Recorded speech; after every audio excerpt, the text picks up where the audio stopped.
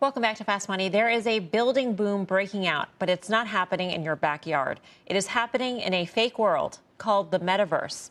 The virtual real estate market is on fire right now, and our next guest says there is real money to be made in this fake land grab. Let's bring in Janine Yorio, Managing Director at Republic Real Estate.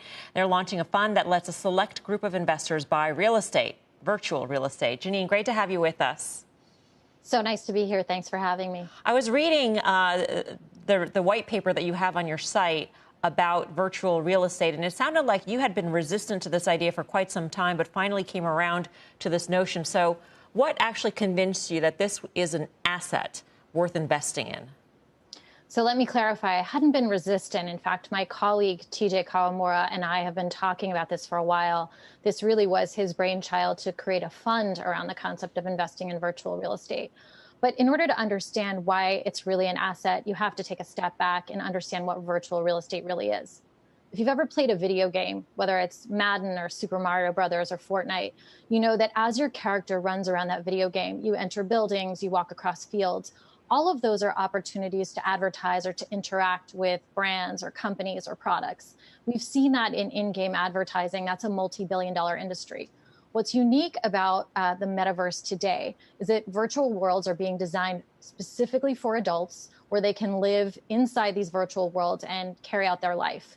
And what's unique and happening now is that those virtual worlds are being built on top of the Ethereum blockchain, which means that transactions inside those worlds are happening in cryptocurrencies. So you have a confluence of two trends. You have people who've been forced inside their home, and so they've been living life entirely online for nearly a year now.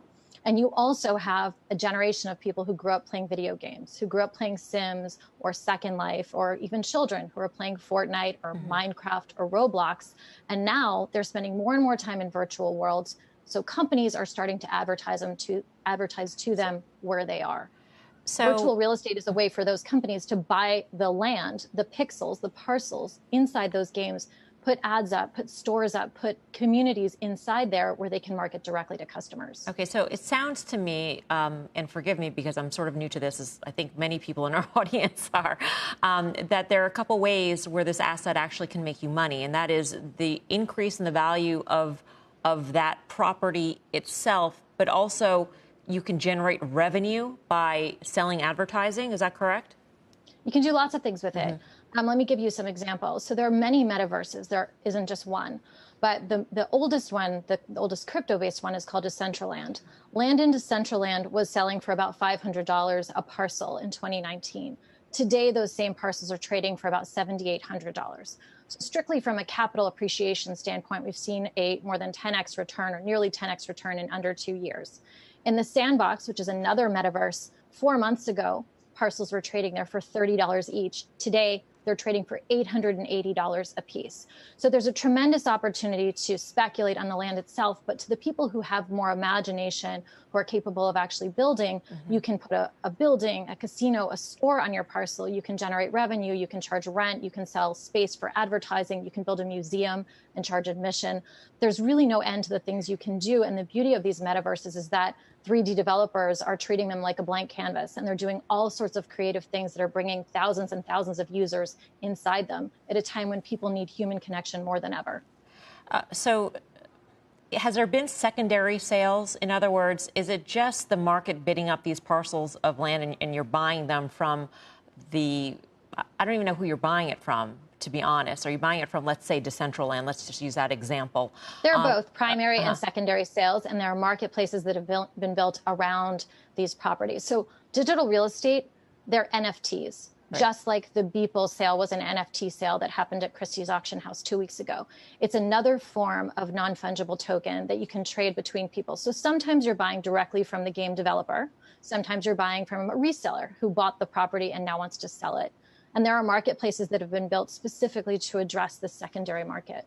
Okay. And how do we know that there is an element of scarcity in any of these metaverses? Who's to say that the operator of the metaverse can create more land and add it to that metaverse? So that is one of the beautiful things about the blockchain. And that is why people like it. It keeps people honest. So the developers of these virtual worlds, when they initiate, they publish a white paper and they state exactly how many parcels they're going to create, how they're going to develop them, hold them internally, sell them, who can buy them, what can be done on them.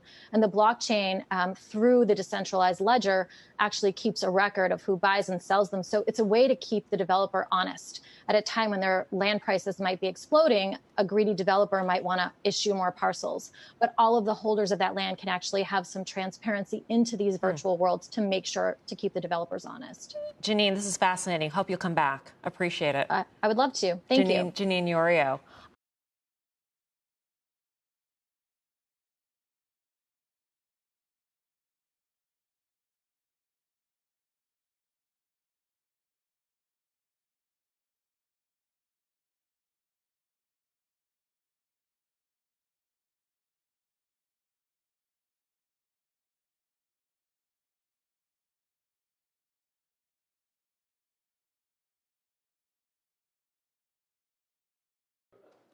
Shepard Smith here. Thanks for watching CNBC on YouTube.